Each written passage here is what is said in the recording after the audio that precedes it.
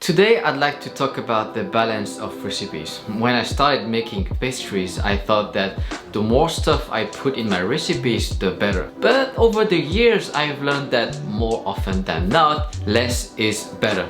Unless your goal is to create synergy. We'll get into that a bit later. The first tart is very simple. It has two components, the shell and the cream. The risk of failing is rather low. It's easy because first, this is a no-bake recipe. Second, it does not need accurate temperature nor precise timing. And finally, it's rather quick to make. Just make sure the cream has cooled down enough before whipping. Now for the second tart, we're moving one step further and adding more complexity. For the tart shell, really what you need to make sure of is to work with a softened butter and to get both a perforated mat and a perforated tart ring. Then you should be fine. This is the classic French chocolate tart. Just like the previous recipe, it has the same two components, the shell and the chocolate, but are made totally differently. The classic ganache has only chocolate and cream, but here in this recipe we're adding a few more ingredients. The butter will make it smoother, the honey will make it a bit more silky, and the rum will add some flavor. The milk chocolate will reduce a little bit the bitterness of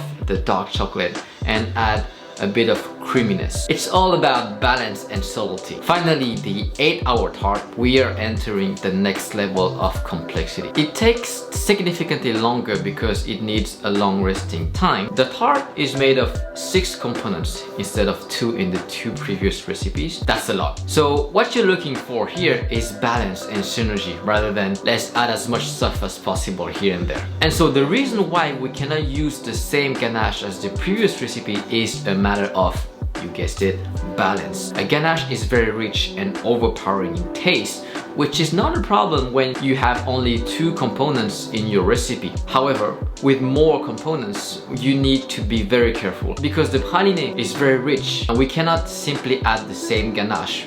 we need a lighter and less rich version, hence the cooked chocolate cream. The tempered chocolate on top will add some crunchiness, and the little whipped ganache or mousse, if you want, will add some fluffiness to the cake. The little touch of ganache is like the cherry on the cake, if you will. And so the beauty of this chocolate tart is that when you get to that middle of the tart, that single bite will give you every possible form of chocolate. As a short crust, as a cream, as a thin pure chocolate bar, as a mousse, the ganache, and the praline comes as a bonus to add some nutty and caramel flavor.